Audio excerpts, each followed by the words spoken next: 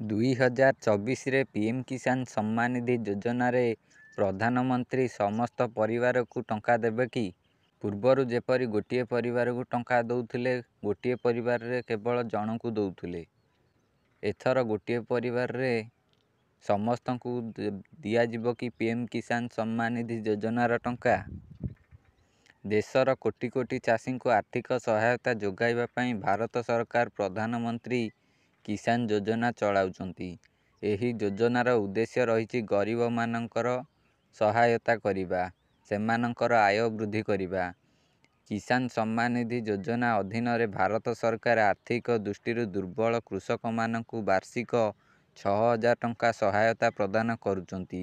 ପ୍ରତିବର୍ଷ 6,000 ଟଙ୍କା ସହାୟତା 3 କିସ୍ତିରେ 2,000 କରି ଦିଆଯାଉଛି।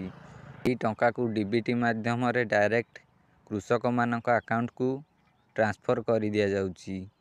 ଏହି ଯୋଜନା ଆରମ୍ଭ ହେବା ପରଠାରୁ ସରକାର ଦେଶର ଗରିବ କୃଷକଙ୍କ ଆକାଉଣ୍ଟରେ 15ଟି କିସ୍ତି ସ୍ଥାନାନ୍ତର କରିଛନ୍ତି। ଖୁବ୍ ଶୀଘ୍ର ଭାରତ ସରକାର ପ୍ରଧାନମନ୍ତ୍ରୀ କିଷାନ ଯୋଜନାର 16ତମ କିସ୍ତି ମଧ୍ୟ ଟ୍ରାନ୍ସଫର କରିବେ। ଅନେକ କୃଷକମାନଙ୍କ ମନରେ ପ୍ରଶ୍ନ ହେଉଛି ଯେ, ଗୋଟିଏ ପରିବାରର ସମସ୍ତ ସଦସ୍ୟ ପରବର୍ତ୍ତୀ କିସ୍ତି ଯେଉଁ 16ତମ କିସ୍ତିଟି ଆସିବାର ଅଛି, ତାହାର ଲାଭ ନେଇପାରିବେ କି? ଆପଣଙ୍କର ମଧ୍ୟ ଏହିଭଳି ପ୍ରଶ୍ନ ରହିଥିବ। ତେଣୁକରି ଏହି ପ୍ରଶ୍ନକୁ ଏବେ କ୍ଲିୟର କରିଦେବା। ଗୋଟିଏ ପରିବାରର କେବଳ ଜଣେ ସଦସ୍ୟ ପ୍ରଧାନମନ୍ତ୍ରୀ କିଷାନ ସମ୍ମାନ ନିଧି ଯୋଜନାର ଲାଭ ପାଇପାରିବେ। ଯଦି ଗୋଟିଏ ପରିବାରର ଏକରୁ ଅଧିକ ସଦସ୍ୟ ଏହି ଯୋଜନାରେ ଆବେଦନ କରନ୍ତି, ଏପରି ପରିସ୍ଥିତିରେ ସେମାନଙ୍କର ଆବେଦନ ବାତିଲ ହୋଇଯିବ। ଯଦି ଆପଣ କିଷାନ ସମ୍ମାନ ନିଧି ଯୋଜନାର ହିତାଧିକାରୀ ଅଟନ୍ତି, ତେବେ ଆପଣ ଜମି ରେକର୍ଡ ଏବଂ ଇ-କେୱାଇସି ଯଥାଶୀଘ୍ର କରିବା ଉଚିତ। ଯଦି ଆପଣ କରିନାହାନ୍ତି, ତେବେ କରିବା ଉଚିତ।